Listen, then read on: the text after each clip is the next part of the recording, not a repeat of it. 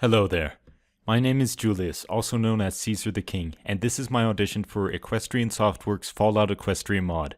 As per instructions, I have recorded an audition for every male character provided in the audition script, and will be reading their names before I play my audition for said character, starting with Calamity. You mean Velvet? She's a civilian. She's a medic and a singer. How does that fit in your covert ops stable theory? Does being the most beautiful pony I ever laid eyes on count? Other than that, nah.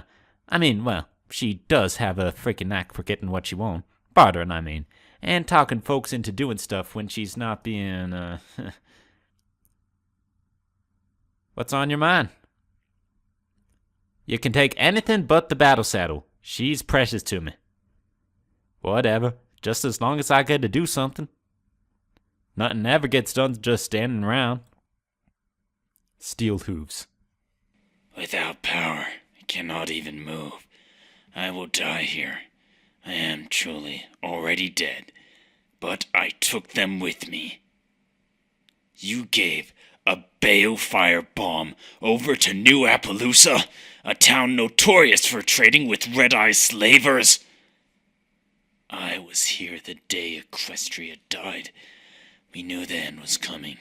Applejack and I were here evacuating every pony and zebra we could. Stable 3 was locked behind the princess's shield, but there were others nearby. You cannot imagine what it was like to look up and see the missiles slamming into the shield around Canterlot, trying to break their way in and kill every pony inside. I am Star Paladin Steelhooves. I am declaring an end to this travesty of an operation. There are some things I have told you that you can't tell others, understand? Just don't take anything off my suit.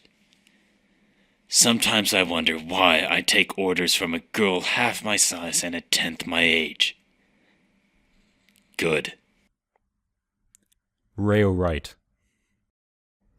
Is that what I think it is? You know, if you keep sending us folks, we're going to have to build a bigger town. So, I'm sorry to tell you this. I truly am, but y'all ain't exactly welcome in New Appaloosa anymore. Crane. Thank you. Couldn't have done it without your help. Damn, girl, that took me years to pull off.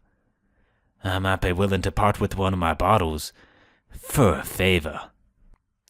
Cage Grim Feathers. I'd say old Derpy did more like bringing than you today, Lil Pip. All this fancy makes my feathers itch.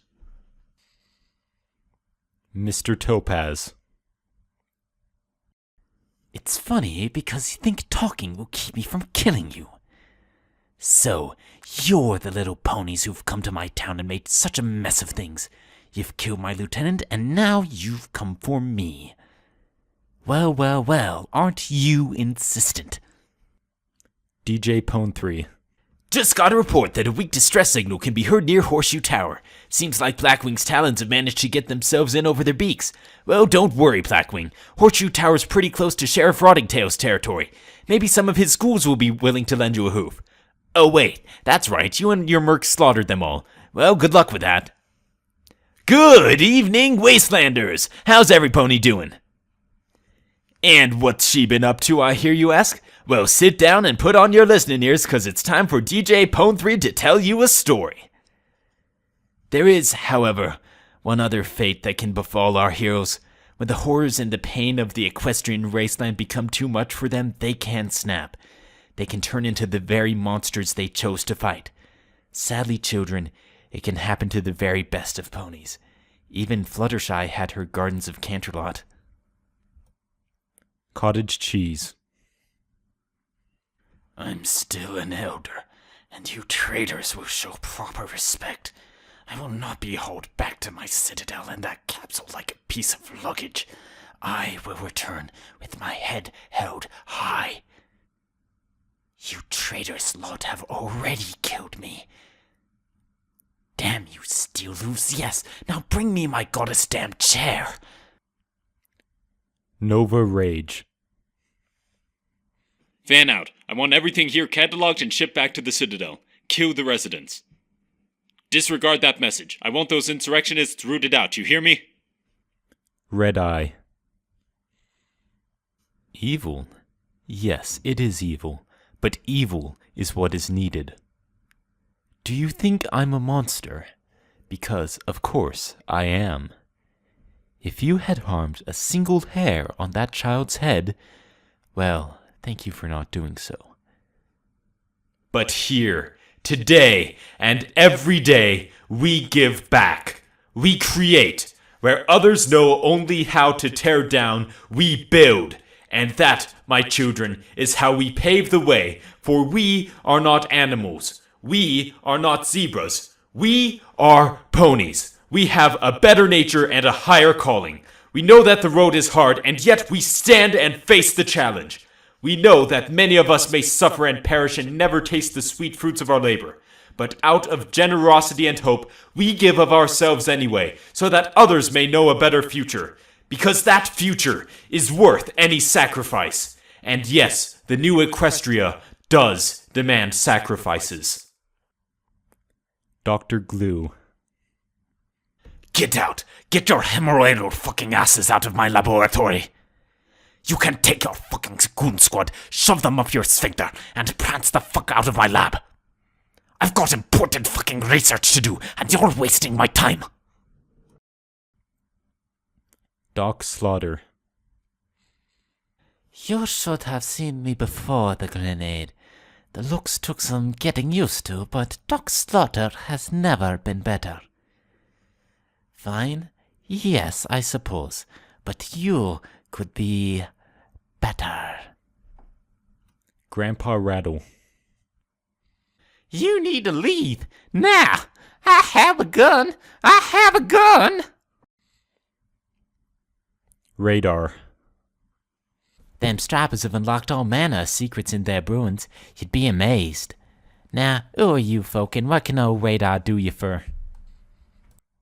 Caliber. It's a gun shop. I sell guns, and usually ammo. Of course, ponies like you scoff.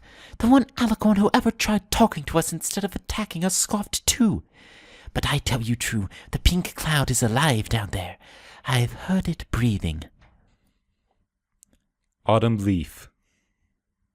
I do not doubt it, but there are some transgressions that absolutely require a personal reckoning. If I die or if I am taken hostage, you have your orders.